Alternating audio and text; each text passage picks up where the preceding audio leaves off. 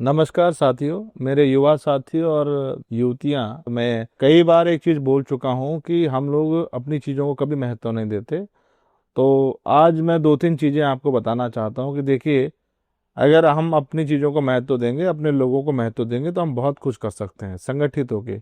और अगर हमने ऐसा नहीं किया तो उसका हाल आप देख रहे हैं कि मैदानवाद और पहाड़वाद यहाँ होने लगा है। हमने अपनी कदर नहीं करी तो बाहर वाले उस चीज़ की कदर कर रहे हैं, और बाहर के लोग यहाँ पे अत्यधिक मात्रा में आ गए हैं। मैं देखिए किसी का विरोध नहीं कर रहा हूँ, लेकिन मैं ये कहता हूँ कि देखिए, आप लोग ने पीढ़ियों से यहाँ रह रहे हैं, आप लोगों को इस चीज़ के महत्व को समझना चाहिए।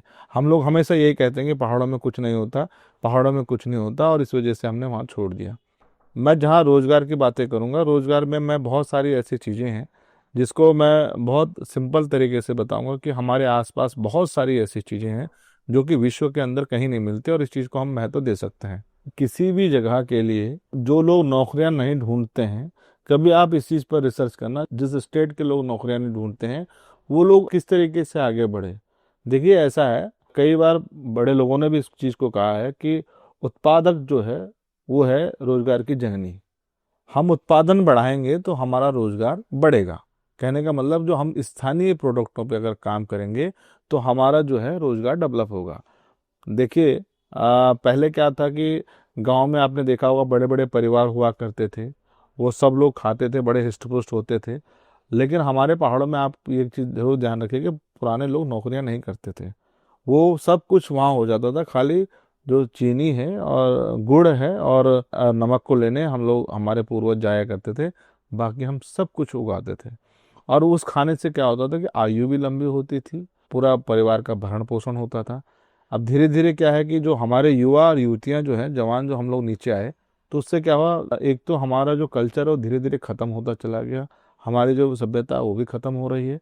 दूसरा, हमारी जो एग्रीकल्चर है वो भी धीरे धीरे लुप्त हो, क्योंकि देखिए, युवा नहीं रहेंगे तो, युवतियां नहीं रहेंगी तो कृषि कैसे होंगी, बड़े बड़े काम कैसे होंगे। अब तो गांव में बुजुर्ग रह गए हैं मैक्सिमम, आप देख रहे होंगे। तो सिर्फ मैं यही कहना चाहता हूँ कि हम लोग 8-10 हज़ार की नौकरी के लिए बोलते हैं कि हम नौकरी कर रहे हैं। तो मैं उन लोगों से कहना चाहता हूँ, देखिए, बहुत सारी चीज़ें, अभी मैं एक छोटा सा आपको उदाहरण देता हूँ। मेरे सामने देखिए आप ना, ये देखिए, हमारे गांव में कंडाली बहुत होती है, जिसको बिच्छू घास कहते हैं, कई लोग सिसनु कहते हैं। ये कंडाली है, इसको इंग्लिश में नेटल बोलते हैं, नेटल टी। और ये नेटल टी है, और मैं कई बार इस चीज़ को बता चुका हूँ कि नेटल टी जो है शरीर के लिए कितनी उपयोगी होती है। क्योंकि आपने देखा होगा कि बरसात के मौसम में जब पहाड़ों में ठंड हो जाती थी अत्यधिक, तो उस समय कंडाली की सब्जी खाई जाती थी। क्योंकि हमारे जो नर्वस सिस्टम है और जो हाथ पैरों में, जोड़ों में जो दर्द होता था, वो इस चीज़ से ठीक होता था। एक एक तरफ मेडिसिन है, और दूसरा हमारी जो चाय का खर्च है, चाय पत्ती पे बहुत खर्च होता है आजकल, आपने देखा होगा, तो ये फ्री में हो गया। इसको करना क्या है कि इसके लिए भी मैं आपको बताऊंगा, जो मेरा अगली बार अगर आप पूछेंगे तो मैं इसका प्रोसेस बताऊंगा किस तरीके से बनती है। और मैंने ये बना रखी है, देखिए, चाय जो है ये नटल टी बना रखी है, और मैं इसको ऐसे, बहुत अच्छा इसका टेस्ट है, साथ में इसको गुड़ के साथ खाता हूँ। ये शरीर के लिए कोई नुकसान भी नहीं देता है, और बहुत अच्छा लगता है इसके पीने के बाद। एक एनर्जी से लगता है जैसे कोई एनर्जी ड्रिंक हमने पिया है हम। दूसरी चीज़, हमारे पहाड़ों में बुरांस अत्यधिक मात्रा में होता है। आप आजकल देखोगे, आजकल बुरांस का सीजन है, बुरांस के स्क्वैश बहुत बनते हैं। लेकिन बुरांस का जब सीजन खत्म हो जाएगा, तब उसके लिए हमने बुरांस की टी भी बनाई है। ये इसका भी एक प्रोसेस है।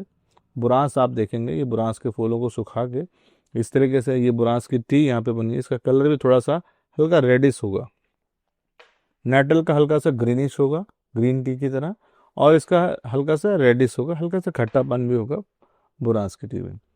तो कहने का मतलब है, एक छोटा सा मैं उदाहरण दे रहा हूँ कि हम इस चाय को अगर हम बनाते हैं तो हम बहुत कुछ कर सकते हैं, और ये बहुत महंगा मार्केट में बिकता है। ऐसी हमारे यहाँ पे मैं कई बार कहता हूँ कि गांव हमारे बहुत सुंदर हैं। और अब क्या है, जो हमारे बड़े अच्छे लोग हैं, जो अच्छे पर्यटन हैं, वो चाहते हैं कि कहीं शांत वादियों में हम रहें, जहाँ हमें मतलब होम जैसा टेस्ट मिले, खाना मिले, हमारा जो कल्चर हमें थोड़ा सा देखने को मिले। मैं कई अपने युवा और युवतियों को कहता हूँ कि अपने गांव के अंदर कि जो 2-4 कमरे आप लोगों के घर पे हैं, उसको थोड़ा सा लिपाई पुताई करके, और लोग आएंगे, कोई 1 हफ्ता रुकेगा, कोई 2 हफ्ता रुकेगा, और उनको वहीं का खाना खिलाइए। आप चाहे वहाँ घर में पालक उगा रहे हैं, आपके घर में राई हो रही है, मूली की थिजवानी हो रही है, चाहे वहाँ पे जो दाल है, जो भी चीज़ आपके अगल बगल उगता है, चाहे वो कंडाली की सब्जी आप खिलाएं, मतलब तिमले की सब्जी खिलाएं, मतलब जो आपके यहाँ अगल बगल होता है वही खिलाएं, उनको बहुत अच्छा लगेगा और उसमें कुछ पैसे आप ले सकते हैं। तो क्या होता है कि हमारे विदेशी नहीं, हमारे जो इधर इस स्वदेशी भी हैं, तो बड़े बड़े बड़े पदों पे हैं, लेकिन कई ऐसे हमारे गढ़वाली भाई लोग हैं जो कई वर्षों से अपने गांव नहीं गए, लेकिन उनकी बड़ी मंशा होती है कि अपने गांव में जाएं। पर अब वो क्योंकि वो 30-40 साल पहले आ गए थे, तो उनके घरों के अवशेष भी नहीं है, टूट टाट गए हैं, तो वो चाहते हैं कि कोई गांव में, हमारे नज़दीक में कोई गांव के बीच में कोई होम स्टे टाइप का हो, जहां हम 5-7 दिन कुछ पे करके रह सकें। आप अपने गांव में इस तरीके से व्यवस्थाएं करें भाई, कुछ ना कुछ करेंगे तो कुछ ना कुछ आएगा जरूर। दूसरा, बहुत सारी ऐसी व्यवस्थाएं हैं, जैसे मैंने पहले भी कहा कि ऑर्गेनिक जो हमारा फार्मिंग है, मैं बता रहा हूँ ना, जो हमारे यहाँ उगता हो सुपर फूड के नाम से पूरे विश्व में जाना जाता है। चाहे हम उसमें दालें देखें, चाहे हम वहाँ का कोई भी खाद्य पदार्थ हम देखते हैं, तो पूरे विश्व के अंदर, क्योंकि एक एनर्जी डेवलप करने का काम करता है, शरीर में इम्यून सिस्टम को ठीक करने का काम करता है, तो इन चीज़ों पे हम बढ़ावा दे सकते हैं। हमें अपने उत्पादन को बढ़ाना चाहिए और थोड़े थोड़े क्लस्टरों में हमें काम करना पड़ेगा। कुछ लोग जो हैं, युवा, जो कहते हैं कि हम कुछ करना चाहते हैं, मैं उनसे कहना चाहता हूँ कि आप मेरा नंबर रखिएगा और मैं आपसे संपर्क करूँगा। अगर आपको कुछ करना है और किस तरीके से शुरुआत हो सकती है, मैं इसमें आपकी मदद कर सकता हूँ। वैसे तो आजकल देखिए सरकार के कई उद्यम हैं, कई ऐसे योजनाएं चल रही है, लेकिन उसमें कई जगह परेशानियां कई लोगों को होती हैं। उसको किस तरीके से सुलभ हो सकता है, उस पर भी काम कर सकते हैं। लेकिन हम सब लोग मिलकर प्रयास करेंगे तो पहले तो मन को बड़ा करना पड़ेगा कि मुझे गढ़वाल में रहना है, अपने गांव में रहना है।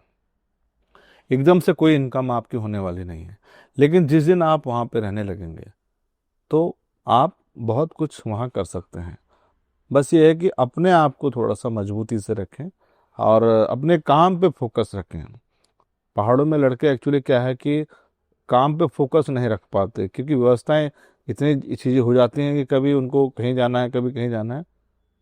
अगर आपको कामयाब होना है तो अपनी चीज़ पे फोकस करना पड़ेगा।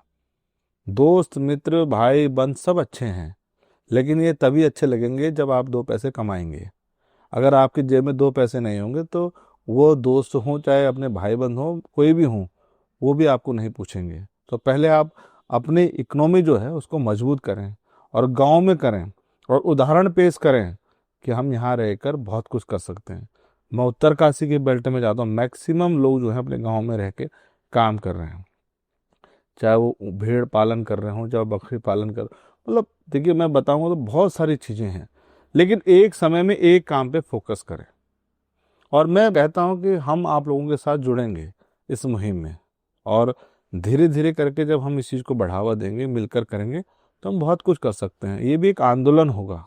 तो ये सारी बातें हैं, मतलब कहने के लिए तो बहुत कुछ है, समय इतना है नहीं, और आप भी मेरी बातों को सुनकर बोर हो रहे होंगे कि एक लेक्चर देने लगा। लेकिन मेरे भाइयों, मैं आपको लेक्चर नहीं दे रहा हूँ। मैं कई बहनों को, कई भाइयों को जब देखता हूँ कि हमें नौकरियाँ चाहिए, मैं कहता हूँ देखिए, नौकरियों से बढ़िया है कि अपना स्वरोजगार है, अपना काम करो।